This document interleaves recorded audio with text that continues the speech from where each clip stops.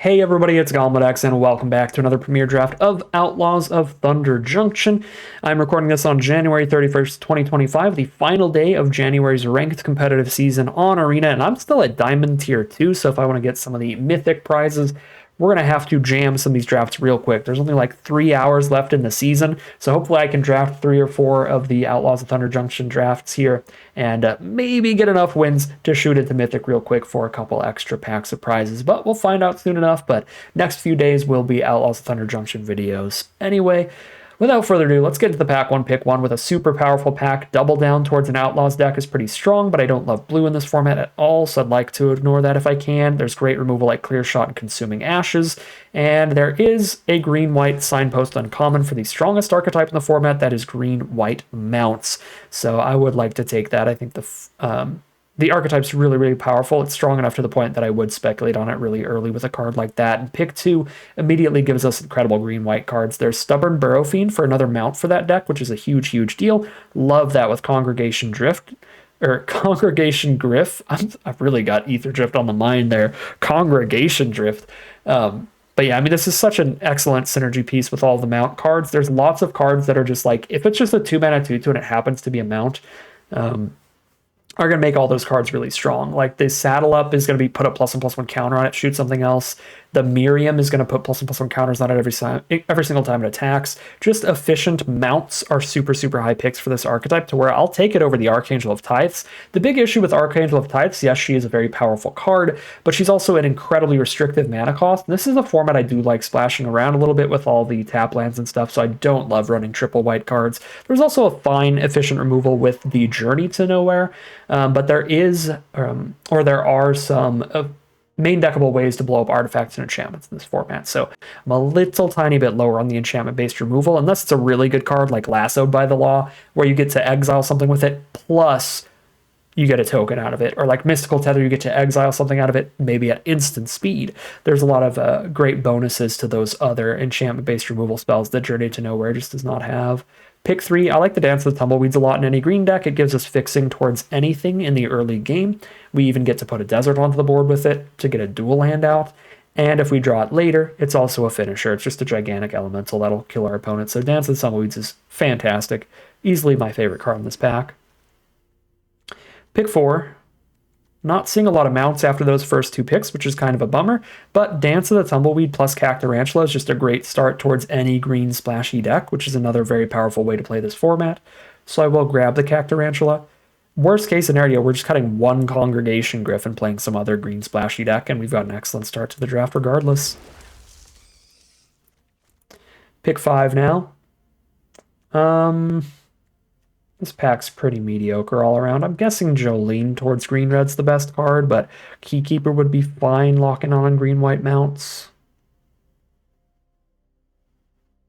Kellen joins up, is just not good. In draft, there's not enough legends. There's a decent amount, but it's nothing like it would be in Constructed where you can really get it going. I'll speculate on a Jolene on this one. Pick 6 Burrow Fiend? Jesus. This card's deceptively good. I guess it doesn't look like much. It looks like a little 2-mana 2/2, but green-black has a lot of graveyard recursion and cards that care about the number of creatures in your graveyards. This is really good in green-black. Green-white, just the fact that it's a mount in general is already great, and its saddle ability is actually quite strong. Even without any graveyard synergies or any mount synergies, you can end up having this attack in as like a 5/5 or a 6/6 really, really early, just after 2 or 3 times of getting saddled. Plus, if you just draw it later in the game, you'll already have plenty of creatures in your grave. So, I mean, Burrow Fiend is just much better than it looks, and I'm really happy to take it pick 6. Pick 7, we've got another mount out of white with the Bridled Bighorn. I like that a lot. Steer Clear's also fine. I think green and white have a lot of good removal, though, to where I can pass that up for something like Bighorn.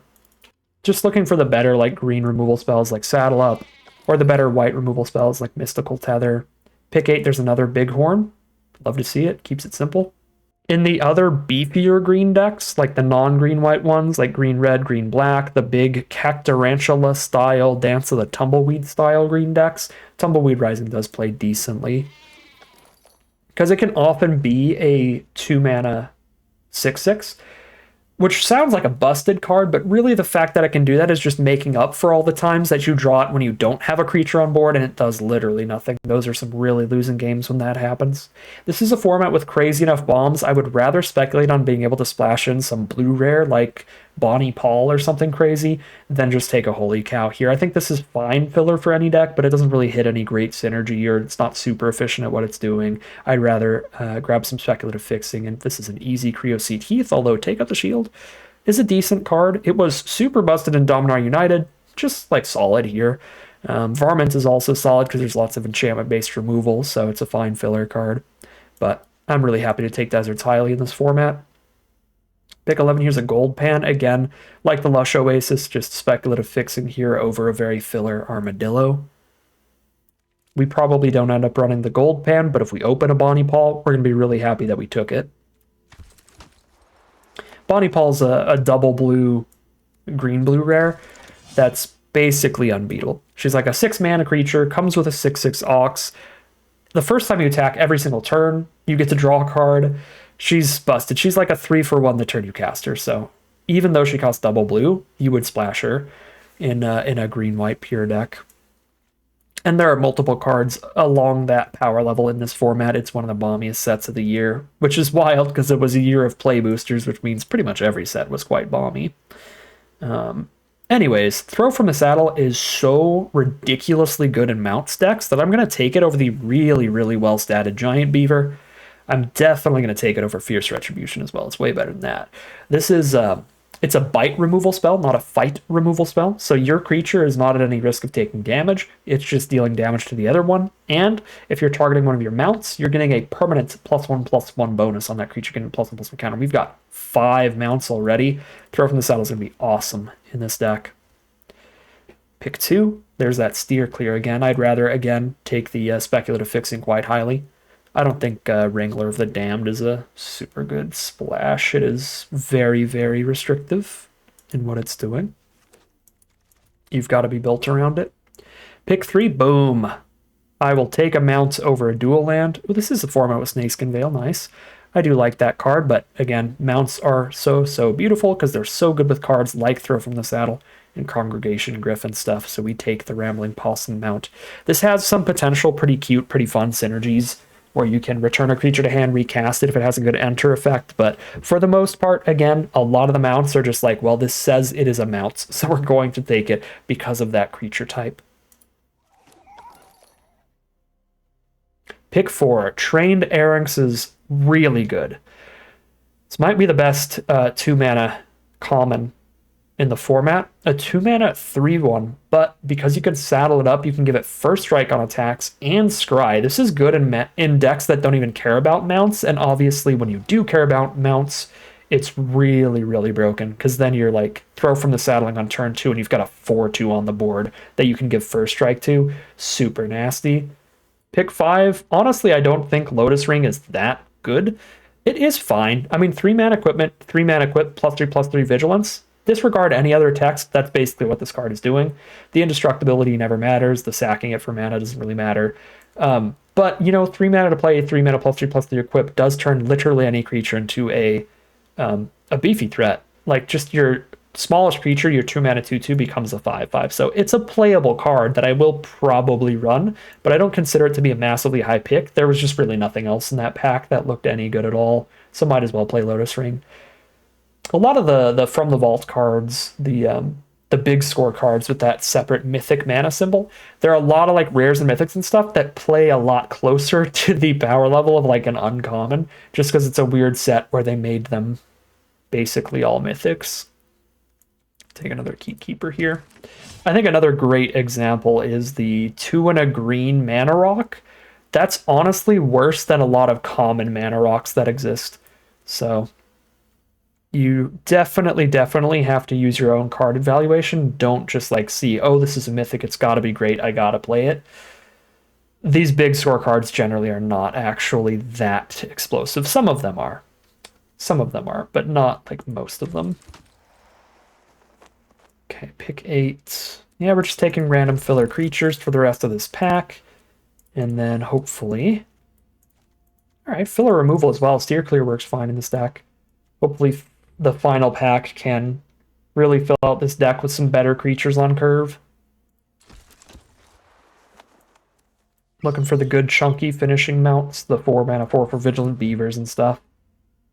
Only need a few more cards to finish this deck. It looks like we're probably trying not to splash, just being a pure green-white deck, something like this. But it's going to be a powerful build. Tiny bit more removal could be helpful as well. We only have 3 removal spells. None of them are super... Well, I mean, Throw from the Saddle super good, but we've got 2 of them are pretty filler, the Steer Clear and the Retribution. So a little more removal would be good. And just a little more better creatures to replace some of the more filler stuff that doesn't synergize, like Inventive Wingsmith. Well, this is a solid little simple draft here for us to try to hop in the gameplay as quickly as possible, see if we can't steamroll our way up into Mythic. Last pick rare. That's how you know this card sucks. This format's pretty splashy, so a triple black card is quite bad, and this card's only good when you spend the triple black. The black in it too is really, really bad. You're down a card to put your best card on top. Tutors are already not the greatest in Limited, where you're just finding one card in your deck and putting it in your hand, and when you're putting it on top, again, you're spending a card and also spending your next draw step to hit what you need, so you're down a card in that exchange. Okay, I need more good removal, so I'll take the Journey to Nowhere here. The Claim Jumper's fine too, but I'm not a huge fan of these cards that are really only good when you're on the draw. That means they're only going to be good in like half the games. A 3 mana 3/3 Vigilance is tremendously filler. So when you're on the play, it's just not exciting. I'll just take Journey to Nowhere. Oof. All right, I wanted more good mounts throughout the curve, and Fortune is a great one. 3 mana 2/4, Scry 2, plus it's a mount. I don't really care what it does when it's saddled, but it's probably decent. It just happens to be a mount, which is absolutely wonderful. There's also Stable Master, but I have so many good 2 mana things to do, and actually not a ton to ramp into off of the Stable Master's ramp stuff, so I'm taking Fortune. Taking Fortune for sure. Pick 3 is bad. Bad pack is bad. I can run a Sterling Supplier, that'd be super filler. I can take a Braided Bluffs. I guess I'd have 2 duels towards Jolene. I just don't think Jolene's strong enough to splash. Bluffs would just be more speculative more speculative fixing, taking it in pack 3, pick 3, taking it super late in the draft. That doesn't feel worth it because it's so unlikely we find something powerful and splashable like pick 4 or pick 5 in the last pack, so I'll take the Supplier. Just in case we don't hit playables, it'll be fine at 5 mana. Giant Beaver's beautiful, so happy to see that. Fits in the curve excellently, gives us a big finishing mount. Exactly what we needed. Pick 5. Hard Bristle Bandit's fine, Holy Cow's fine. Yeah, those are both exactly fine in this deck. Play one of them. I think Holy Cow's probably better in this deck. Hard Bristle Bandit's definitely better in the splashier, bigger green decks that are more focused again on the dances and the Cactarantulas and stuff, but we're actually a curve-out aggro deck here. I think the Holy Cow, just the cheap flying threat, is going to be better. Just a Steer Clear. Cruel Ultimatum is really fun to like start the draft with, but not something you can take when you're green-white, when you're every other color than that, and you're in pack 3. We got another throw from the saddle. Pick 7. We're living in magical Christmas land. That card's going to be busted. Take up the shield also, as I said before, pretty nasty trick here. I'd like to run that over the double Steer Clear. Again, not quite as good as it was in Dominar United, but that's because it was ridiculously good in Dominar United. So now I can cut like a Wingsmith here. This would be a 16 land deck. I think that'd be fine, but I'd probably just rather cut Supplier and go full 17 at that point. Sure, I've already got double Steer Clear on the side if I want to run the main deck, so we'll have a Wrestler Rampage as an option. When deck building this, probably not running it. Nothing here. Nothing here. Nothing here. And nothing here. Alright, so we cut like one card and we've got a deck. We can cut a land or we can cut one of the random creatures. Could also put some Steer Clears back in if I feel that's necessary, but I have Double Throw, Journey, Retribution. I probably like Steer Clear better than Retribution. Just a tiny bit, not a ton. But I probably have enough mounts that Steer Clear is just always 1 mana 4 damage. So yeah, I mean, that's better than Retribution at least. So I've got 17 creatures and Dance the Tumbleweed's another 5-drop or 6-drop creature for another finisher in here, which I think is fine. Our curve, we don't have a lot of top end here. So I can cut a couple creatures and still have basically 16. So I can just cut like the least synergistic 2 or 3 drops probably. Maybe 1 medic, 1 cow. Maybe double medic is fine too. I like the cows better. Medic does feel really, really filler in here. It's quite nice in like the black-white decks where you have a little bit of sacrifice nonsense going on, but the 1/3 body is also better in more defensive decks. Plus the death draw card trigger and stuff. I just don't think it's great in here. I still got 5 2-drops without it, which actually isn't like a whole lot, but it's like right on the borderline of enough. Yeah, I'm gonna cut 2 medic. Actually keep Retribution in here. Play 1 steer clear. We'll do that. Keep another one of these higher mana cost removal spells, because looking back at the deck, I only have 1 removal spell that kills any size creature. So if I play against the big green deck that has, you know, the 8/8, 9/9 elementals in the late game, I'm going to have some real problems if I'm running exclusively like steer clears and throw from the saddle. So we'll keep Journey plus Fierce Retribution for that archetype. Let's see what we've got for the colors. We have 14 white spells and 9 green. No cards that require double green until 6 mana with Cactarantula, or 5 if I have the Heath on board. But most often than not, it's going to take 6 lands to get there. I'm going to go for another white source over green source here, because again, we don't need to hit 2 green sources until tremendously late in the game on average. And we have a lot of white spells. All right, cool. Looks like a solid little green-white mounts deck. Let's just hop right into the gameplay, see if we can't speed our way towards Mythic as quick as possible. See if I can't jam in another draft after this, another draft or 2 before the format ends, to try to maybe get those extra Mythic prizes. All right, snap keep here on the draw. We only have the 1 creature for the early game, the Burrow Fiend, but I have Supplier in the late game. Plenty of interaction here.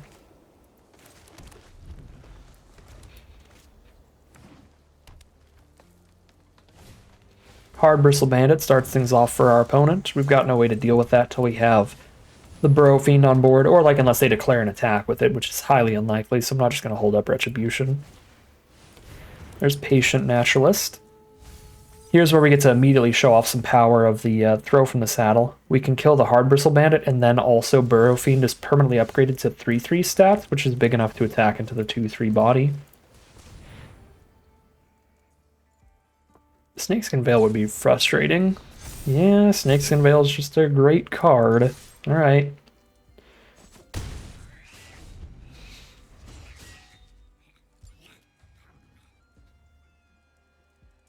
Still think that was definitely the right play. Blowing up your opponent's mana ramp as quickly as possible is always very relevant. Okay, I'm going to have to Fierce Retribution this Dust Animus for sure. A 2-mana 4/5 flying lifelink is... that's decent, you know? That's a pretty fair rate, I would say. Below average nowadays, not that good. Jam in and get a 2/4 body on blocks to hold everybody else off.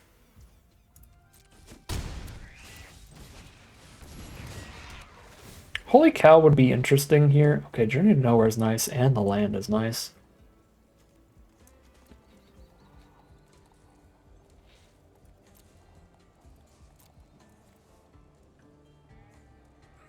I don't like getting stuck on mana longer, but I like the ability to just Journey the Dust Animus without having to wait for it to attack.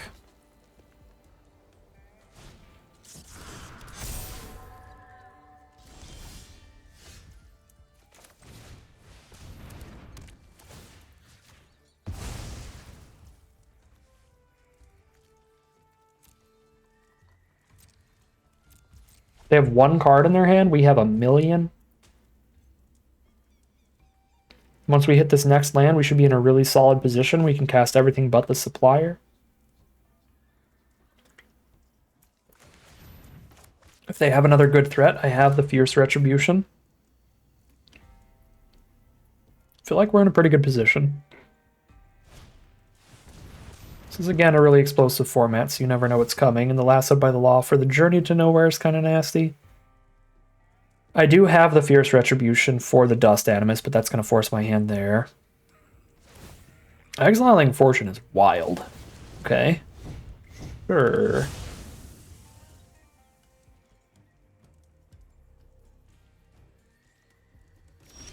Okay, I guess they care about my fortune a lot more than I do. They would rather kill my 2/4 than save their 4/5 flying lifelink.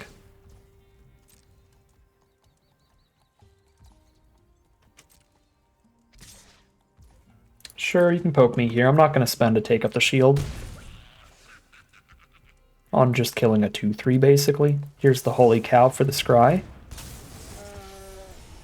Burrow Fiend number 2, honestly, not horrible.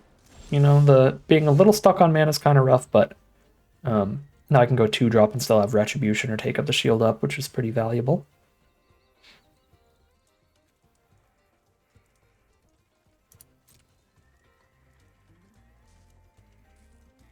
Yeah, we're winning this race if I just start jamming, so let's start jamming.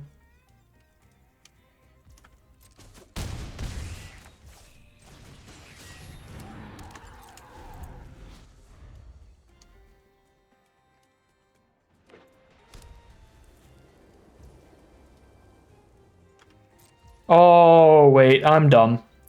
This doesn't work how I thought it did. This cares about the number of untapped lands you have, not whether it was cast from your hand. I thought it was like if you cast it from exile, it's really big, but you have to have the 5 untapped lands. So if they did lasso the creature back, they just have a 2/3 flyer. So they would rather kill my 2/4 than get a 2/3 flyer, which makes a lot more sense than rather kill my 2/4 than get a 4/5 flying lifelink. They could not have gotten a 4/5 flying lifelink.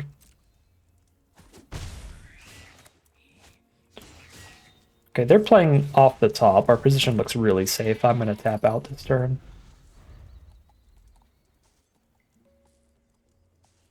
Probably could have even afforded to do a saddle into a Burrow Fiend attack there. I would have had like no blockers up here, just a single bighorn, but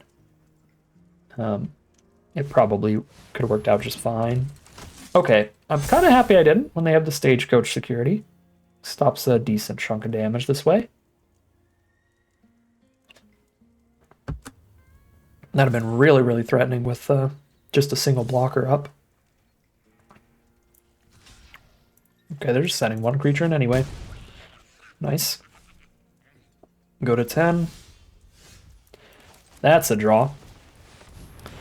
Lethal flying damage next turn. Flyers remain good in Magic all the way from 1994 to 2025.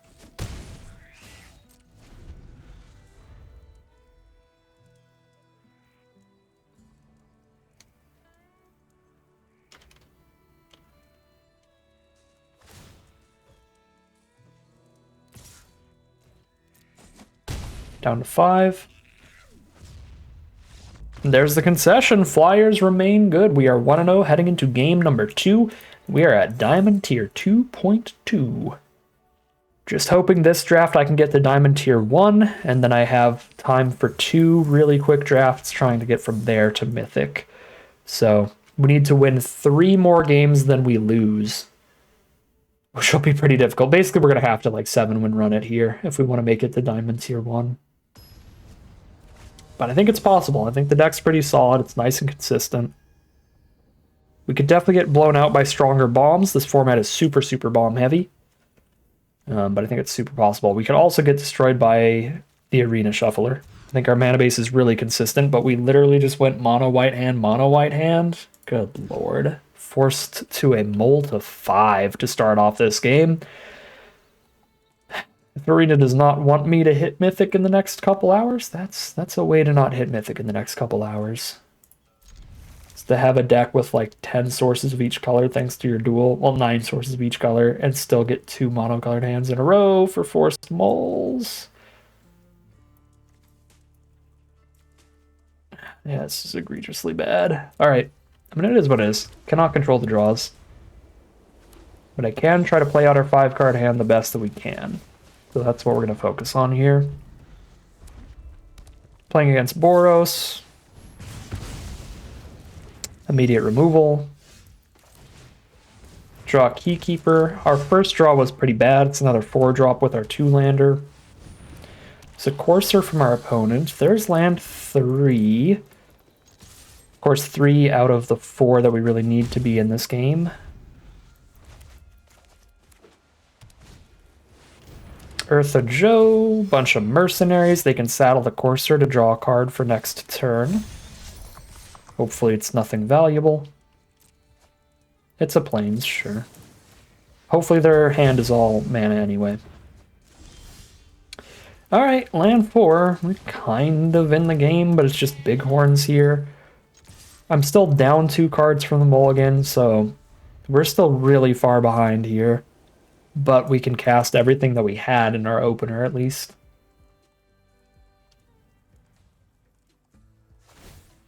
Yep, double trigger with Eartha Joe's ability for a 4-power attacker. You got it, down to 16.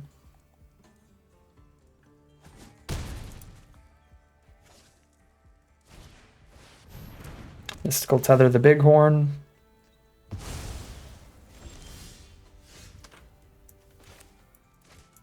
Here's another Bighorn. The top deck's solid. Journey to Nowhere here. Clear out their best creature, keep tapping their second best creature, potentially. They do have 6 mana over there. I don't think they missed a land drop. So they could have all lands in hand, and that would be our best bet to win this game. Bighorn trying to establish an army over here. Okay, we hope it's all lands. We journey that Eartha Joe, so they have no action currently.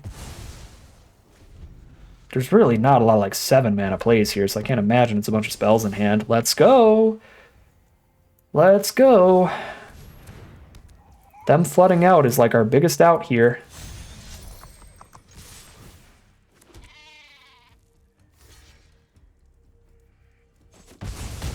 They're down to 7, still flooded. Got more than 7 power on board. Another land. They plot the Sharpshooter to get a kill on the Keykeeper, but we have 7 damage on board. And they concede? Okay.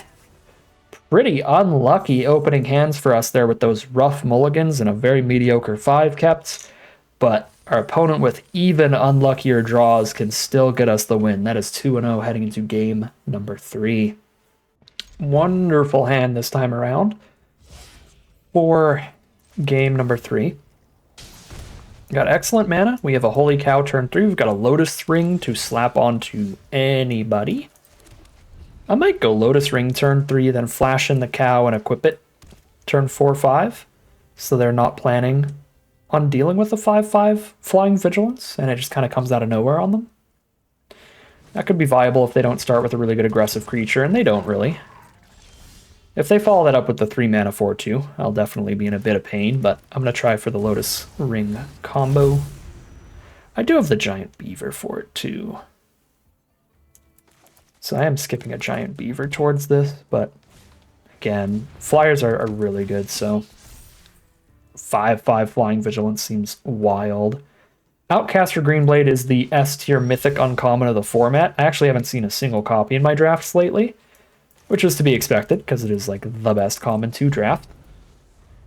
Yeah, I mean, it's beautiful fixing towards whatever dual land you need to put into your hand, and it also gets bigger off of your deserts, which are really high picks. It's just an egregiously good card. Yeah, and we're in a lot of pain here. Down to 13, but now I gain 2 back up to 15. Scribe 1, keep Journey to Nowhere on top. I can equip Lotus Ring and hold up the Take Up the Shield, or cast a Journey to Nowhere here.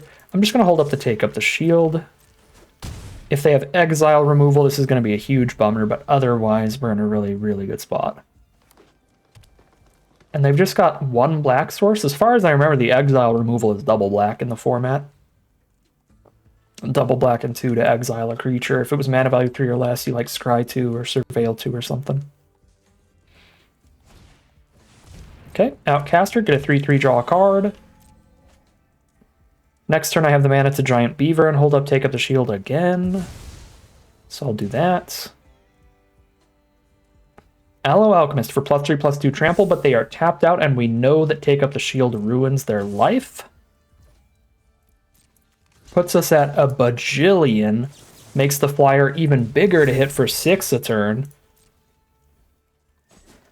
That was a phenomenal turn for us. We're back to 20 life from that. And now, because I don't have to hold up Journey to Nowhere anymore, or I don't have to hold up Take Up the Shield anymore, I can just be mana efficient and Journey a blocker out of here. I don't think I will, though, because they have no reach creatures, so having the Journey left over for a reach creature also feels valuable.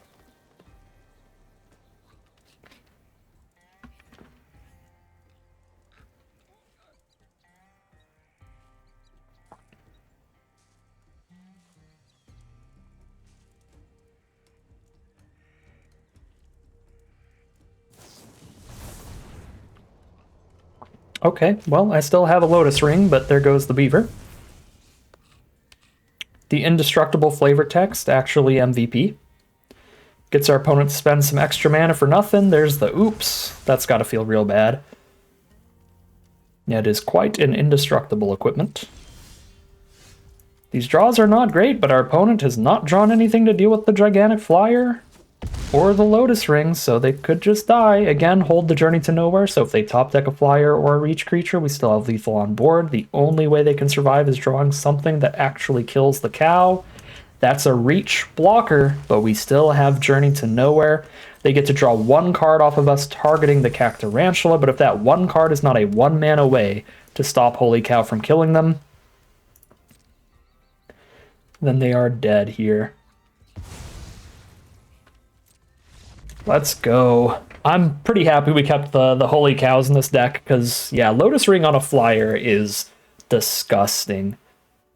5, like, unblockable damage every turn, and of course the Lotus Ring buffs make it more than big enough to survive any blocks as well. So yeah, beautiful, beautiful game for us. Game 4, we are 3-0 here, another beautiful opening hand. Turn 2 Erranks, turn 3 Holy Cow, turn 4 Bighorn, turn 5 Supplier. Just curving out can win some games of Magic, even with some weaker cards. And these are some really good cards throughout the whole curve.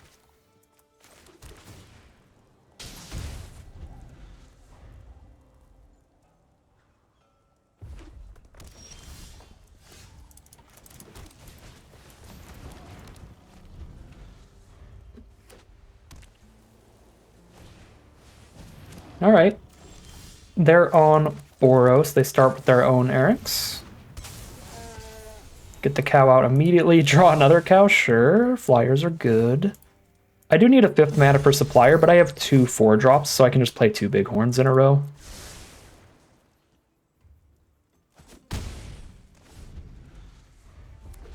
The Bighorn is also a really good blocker for the Erranks, because even if they first strike it up, it's only 3 power against a 4 toughness card.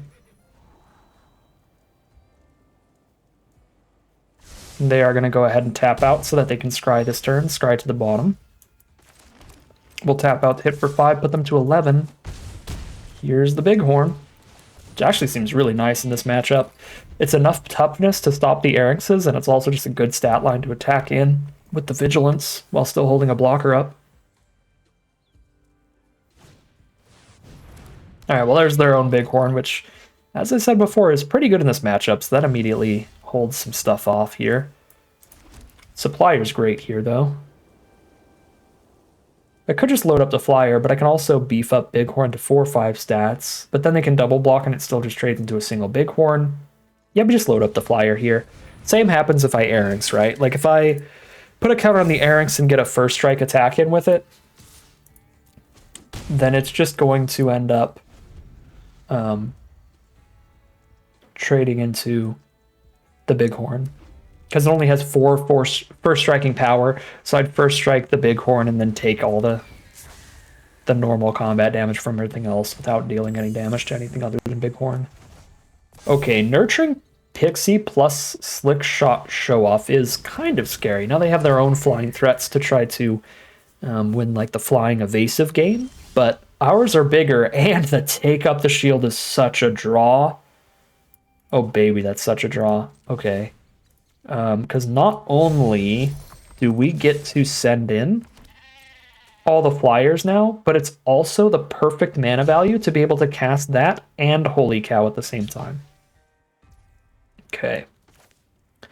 So we just take up the Shield of Flyer here, kill both of theirs and keep ours on board, and kill an Eric's, get a 1/1. Got a Holy Cow to cast in their end step, so even if they have removal against our 4/4 Holy Cow, we'll still have 5 flying damage between Sterling Supplier and the additional Holy Cow.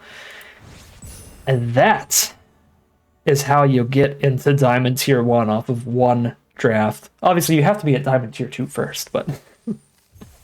oh, that feels good. All right, so now I've got some losses of breathing room here. Like, if I lose the next game, doesn't matter. I'll stay at Diamond Tier 1. I just need to not lose 2 games in a row. And then I've got a chance of hitting Mythic here before the end of the season, which is really exciting because the end of the season's really, really close now. It's probably only like 2.5 hours now, but we still got the chance. So I'll be racing for it for what to all of you is going to be the next couple games, or sorry, the next couple days, but to me is the next couple hours of the recording session as I do a couple more of these Outlaws of Thunder Junction drafts. So should be an exciting few days for you all. I know it's going to be an exciting day for me, racing against the clock to find our way into Mythic at the absolute last possible moments. See if we cannot get some extra gold and packs off of the Mythic tier rewards. Okay, I'll keep this hand. This one's really borderline. Again, 4-card hands are always a little sketchy because they're pretty prone to potentially flooding out. But we start with 2 excellently lucky draws in a row. We hit a 2-drop creature on curve and a 4-drop creature on curve, so that immediately made this hand infinitely better. Now we get to go Burrow Fiend, Holy Cow, Beaver, and go from there. I draw Fortune, though. I'm going to play Fortune instead of the Holy Cow. It is much harder for a blue-red deck to kill a 4 toughness creature than a 2 toughness creature. We already saw 2 mana, 2 damage removal from them. So we'll play around the future stuff. I probably should have read Fortune's saddle ability to see if it would have been better to play Beaver pre-combat and saddle it. Okay, it basically would just get Vigilance and scry another 2. Yeah, that's fine. I probably should have saddled Giant Beaver. Because, I mean, there's no point in not doing it, right? Because they just come right back. Untapped, they exile and come back. Yeah, but it's not like we missed on any super advantageous things or anything. Okay, this time I shouldn't saddle either, because it's just more damage to send the whole team in. I could Holy Cow to saddle the Fortune, but not the Beaver. Okay, beautiful. Thank you, take up the shield. Very cool. Aight! Take up the shield OP. Our opponent is not having a good time, and we are Diamond Tier 1.1. Even if I lose the next 2 games of Magic now, I'm still in Diamond Tier 1. Feels beautiful, and for the draft as a whole, we're 5-0. Undefeated heading into game number 6. Alright, here we are for game 6. We are on the draw this time around. I've got cheap removal on whatever they play turn 2, and I probably should just do it considering I have 3 removal spells in hand. And then hopefully they can't kill Congregation Griff, because if they can, I have no other creatures here. But I got 15 more in the deck somewhere, so hopefully we can draw into some of those. We are playing against Rakdos, a surprisingly slow start for the Rakdos deck, nothing until turn 3. But they're very solid turn 3 play, the 3/1. That draws them a card when they play it. In no world am I declaring a block here, considering this is the only creature in my hand. I have to do everything I can to keep it on board, force them to specifically cast a removal spell on it if they want to get it out of the way. Absolute tragedy. There's the removal for that, and now if I don't draw any more creatures, we don't have much of a game on our hands. Immediately draw another creature. Bridled Bighorn. It's not a great one, but it's a 4-drop, which is better than some of our 2-mana creatures would be as draws at this point, so... Far from the worst creature to draw. Far from the best, but a nice, solid middle ground.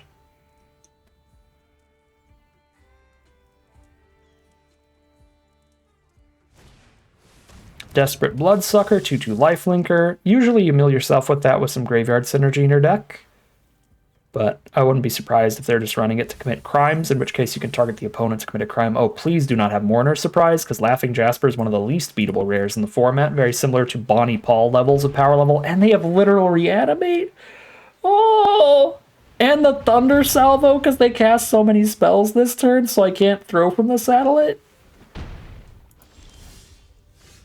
Well, we journey it, because obviously if they untap with that, they insta-win. The issue here is that I need another creature to have any chance this game, because otherwise I am still just going to die to their 5 power on board.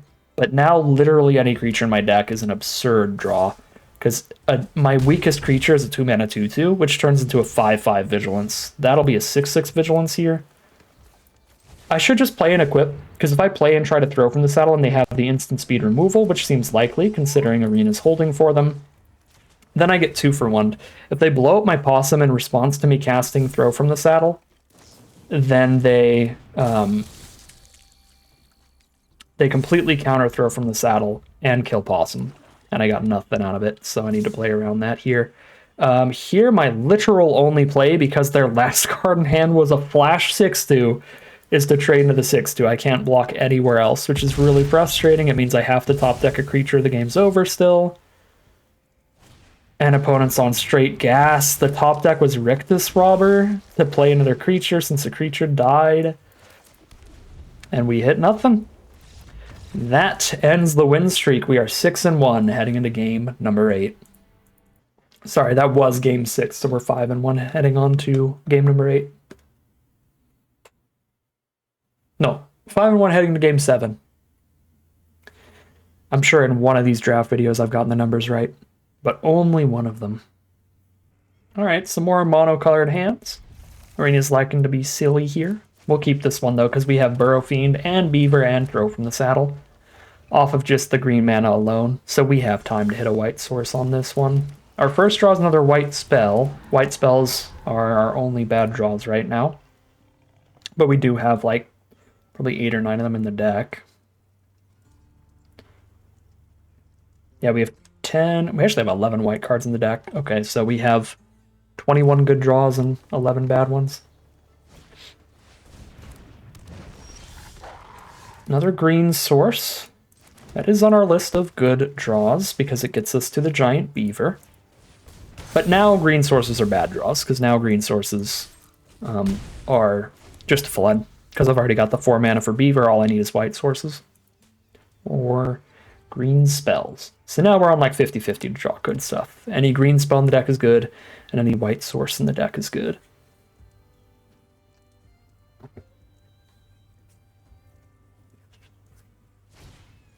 Beast Bond, Outcaster, no power 4 or greater creature. There's a white source. Love to see it. No creatures in grave. I'd have to saddle into creature in the top 2 for Burrow Fiend to get in here, but I think it's worth the risk. I think we're on the aggressive. Dang, that's tragedy. Rip. Lost that coin flip.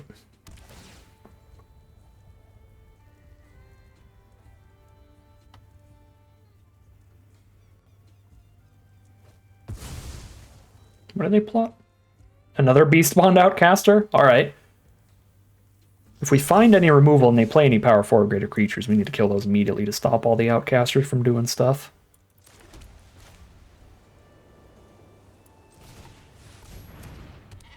Okay.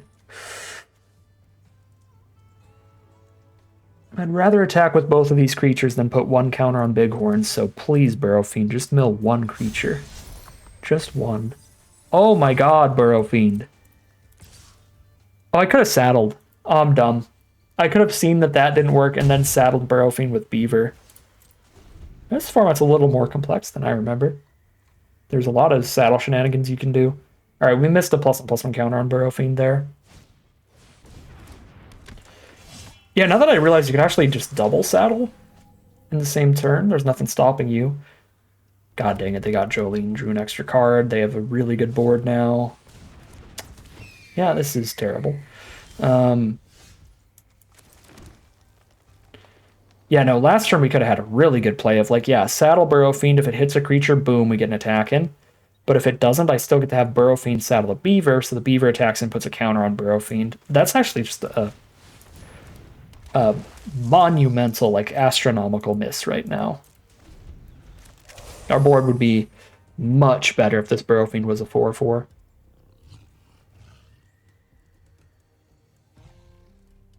But that's really good to know for the future. Still got another draft or two before we potentially hit Mythic. So it's good to learn here.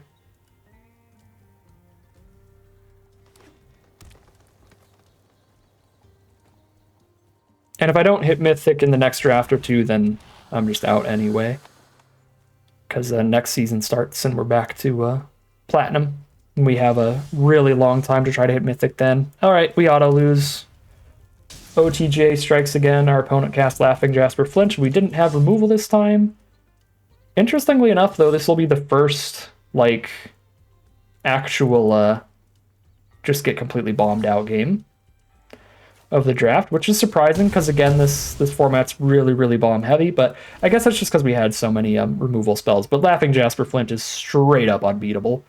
If it triggers a single time, you've lost the game. They already got a 3-for-1. They got Jasper Flint, they cast their own Eric's, they cast their own Holy Cow. Next turn, they get to exile the top 5 and cast all those against us. So it's just a removal check card. If you have removal when they play Flint, you've still got a game. If you don't, then you lose.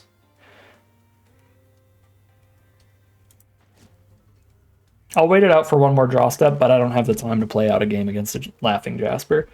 That's a game that's a 99.999999999% chance of loss. Did immediately hit the removal, so we'll be playing it out here. But obviously Jasper put this quite far away from us right now. 5/5 Beaver gets a double kill on any 2 creatures, so we make the Beaver a 5/5 with throw from the saddle.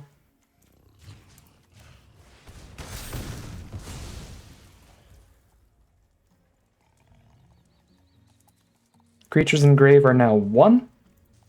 Activating Burrow Fiend puts it to 4/4 at least. Keykeeper cannot tap Jolene, she's an outlaw. Outcaster could be a tap here. Outcaster, Erringster, Holy Cow. Oh, this can tap mounts, not outlaws. Okay, so it can tap anything but the Errinks. So I can tap Jolene, attack with a 3/4. That's small enough, though, it gets double blocked like this.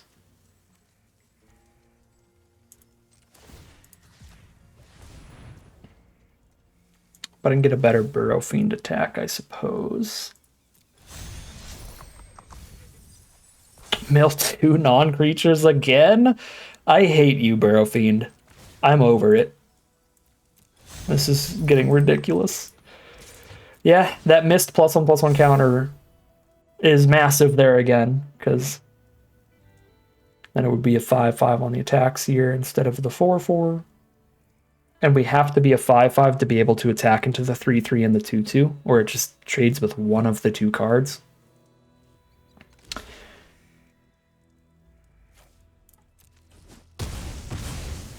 Cool.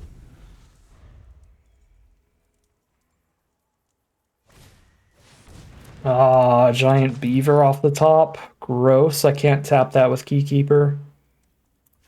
My god, I mean, Burrow Fiend milled our Lotus Ring too. I mean, you can't make it up.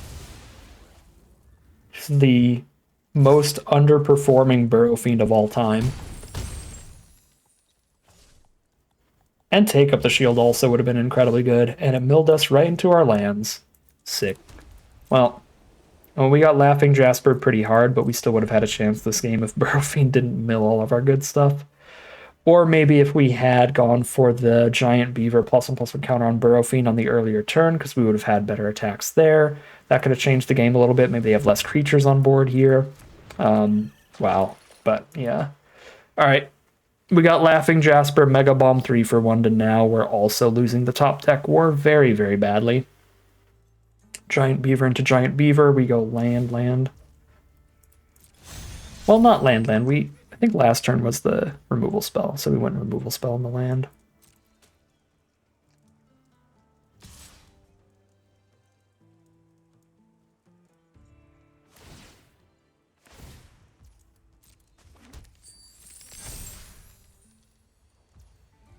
Jolene can just shoot the surviving creature here for the additional 2. Well, no, they don't. They only have enough mana to throw 1 treasure out here, so yeah, we do get the kill. Okay. If they had 1 more mana, they could sack both treasures and just kill Keykeeper, and then I lose both these creatures and don't even kill the beaver. But they don't have the mana for that. Alright, well, they're out of cards, but that's 3 4-power creatures on board with Jolene active, so we have to hit something insane. Oh, they did have the land in hand? Oh, that was really bad sequencing from our opponent. We would have had no blocks if they just played that pre-combat. But we've done equally bad things, just missing like the +1/+1 counter on the mount earlier and stuff like that. Is what it is. You know what's frustrating? Even after like the gross self-mill and all that, you know how many cards we were losing by? Exactly 3 cards. What did we get 3 for 1 by? Laughing Jasper. We have lost by 1 Laughing Jasper.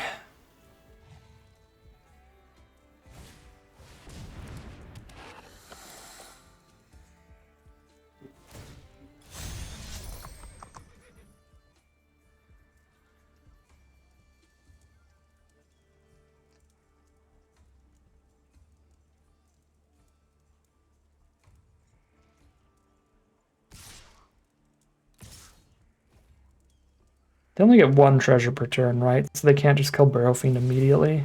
Yeah. I don't even know what I'm hoping to draw here at this point, but Burrow Fiend is an 8/8 attacker if it gets saddled. I don't have like a double strike trick, and they have 2 blockers up anyway, even if I did.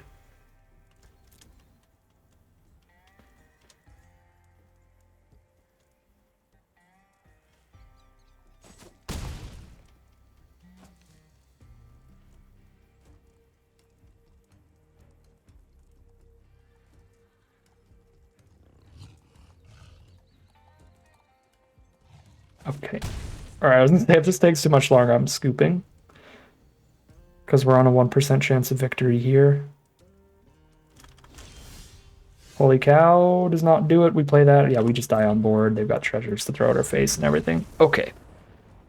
Next game, we are still Diamond Tier 1 as long as we don't lose 3 games in a row here. That would be brutal, but yeah, that last game, there's no universe where we win that. We got 3 for 1 really hard by a Laughing Jasper, and our Burrow Fiend milled pretty horribly for us. It never milled a single creature, and it milled our Lotus Ring and our Take Up the Shield. That would have been potentially game-winning draws. But there's nothing we can do about that kind of variance. The stuff to really focus on there is that we can get a lot fancier with our saddle plays in the future. We had that one really important saddle turn where I could have, once I saw that the Burrow Fiend didn't mill any creatures, just went ahead and saddled the Beaver with it so that I could at least get a permanent +1/+1 counter on it, and that would have played out better for us. Now, we still would have lost the game handedly, but that's a really important thing that we can actually learn from in the future and play out differently if it comes up in these next couple games or maybe in one of these next couple drafts. So that's the part to really remember here. Rather than all of like the nonsense variants that worked horribly. Like, I mean, that is what it is. But there's things we can do better in the gameplay. Thunder Salvo has been really popular today. I don't think this card is very good, but we're just running into it 24/7, which is surprising. Okay, Congregation Griff, if they don't have additional removal that can kill a 4 toughness creature, will be really, really good with Throw from the Saddle. If they do, we're in a pretty bad spot, because Blood Hustler gets even bigger, and our best creature is gone. Okay, luckily they don't, so we will Throw from the Saddle. Okay, mounting this does not give a permanent buff, so I'd rather Throw from the Saddle, Griff to the Blood Hustler, then Keykeeper to the Hustler. I could go Keykeeper to the Hustler so that it's big enough to mount the Congregation Griff, but Congregation Griff's mount ability is not powerful enough to give up on the +1/+1 counter and do that instead. The +1/+1 counter is just better. I think the trade is pretty fine here with Keykeeper. Just trade into a 3/2 Trampler and not have to soak any mana into it. I do need to stop drawing lands, but Congregation Griff is already winning the game, so I'm not going to throw from the saddle here. Maybe I shouldn't have traded Keykeeper off just in case I don't draw any more creatures, because if I don't draw any more creatures, then throw from the saddle is a completely dead card. Okay, these draws are so bad. They're down to 15, though. Again, one Congregation Griff is enough to lead us to victory if they can't kill it. They're gaining 2 life every turn, so they're completely nullifying its damage, but I'm nullifying theirs. I'm at 19. That's probably like land 5,000 in a row. Cool. Please, Arena. If I go 0-3 because of this amount of land draws and that kicks me back to Diamond 2, I'm going to lose my mind.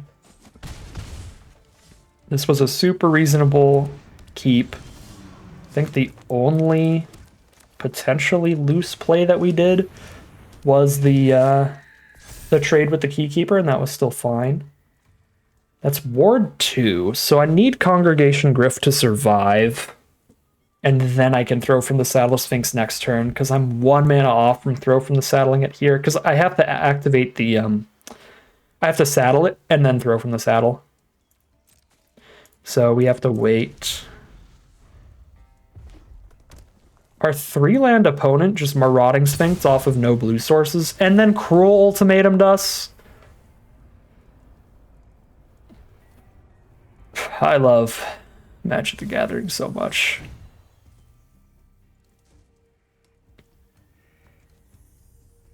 There goes throw from the saddle. Yeah, let's discard 3. I'm so tilted right now.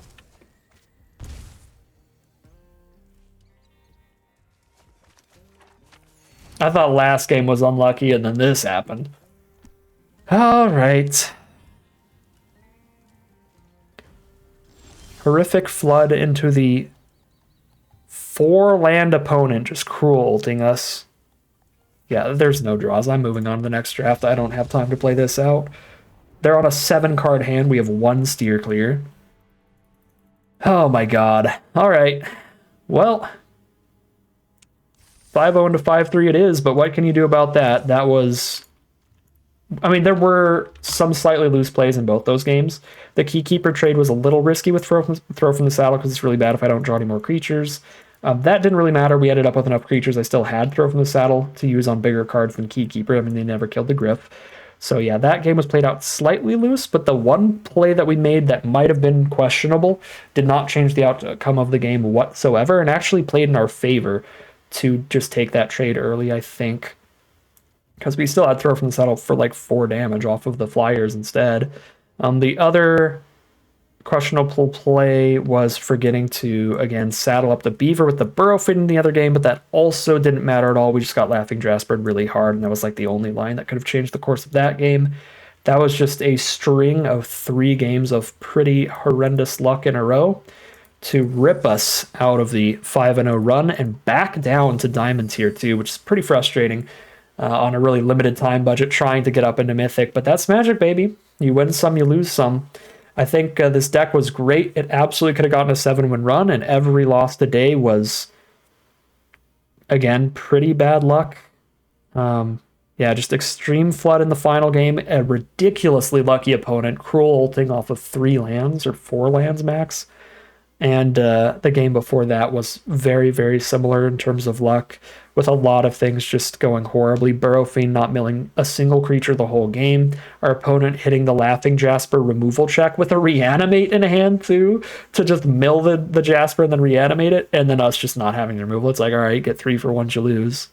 Yeah, that's Magic for you. Today was just variance, and that's a lot of Magic, especially in Outlaws of Thunder Junction. 5-3 it is, and I need to stop recording and get to the next video so we can try to hit Mythic in the next couple hours.